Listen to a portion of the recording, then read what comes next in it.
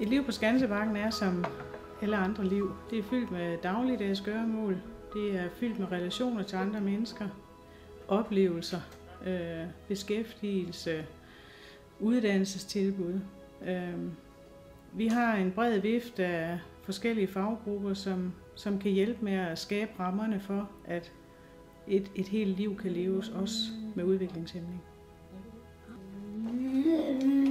Jeg er rigtig glad nu. Det er godt med noget morgenmad.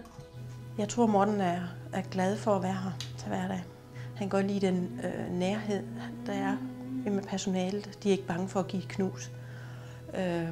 Og også, at det er grønne omgivelser. Morten han er et udemenneske, så han elsker at komme udenfor. Og der er jo rige muligheder her. Altså, det er jo, ligger så skønt, så det nyder han. Det er vigtigt for os, når vi skal have en ny borger ind på Skansebakken, at vi imødekommer den familie, der står og skal aflevere et ungt menneske. Et ungt menneske, som ikke kan udtrykke sig og som har mange specielle behov. Det er vigtigt for os, at de pårørende føler sig trygge og føler sig hørt i den specialisering, de har opnået op igennem det unge menneskes barndom. Vi lagde vægt på, at det var et sted, hvor der var meget nærvær, og hvor der var omsorgsfuldt personale. Hvordan passede de på den guldklump, som han jo stadigvæk er for os, ikke?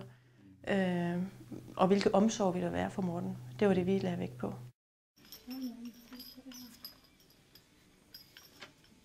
Skansebakken er det mest specialiserede botilbud, som Vejle Kommune har.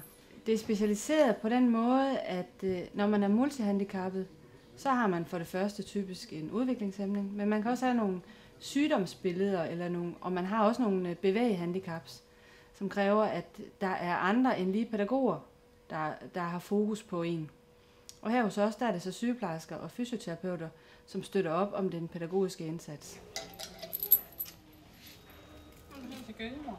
Personalets rolle i forhold til borgerne er at facilitere borgerne, sørge for at skabe de rammer, der skal til, så borgerne kan udvikle sig, og så de oplever en hverdag, der er fyldt med nærhed og gode relationer, både til personalet og til andre borgere på Skansebakken.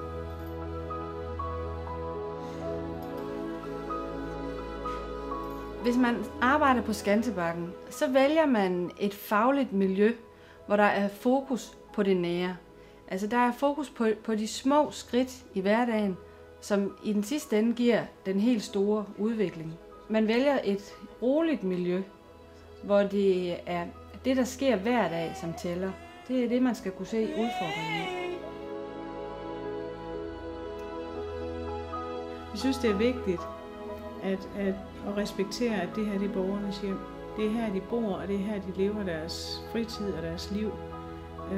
Og vi er personale her, men skal have etikken i orden, og vi skal hele tiden snakke om, hvordan er det, vi bevæger os ind i andre menneskers hjem.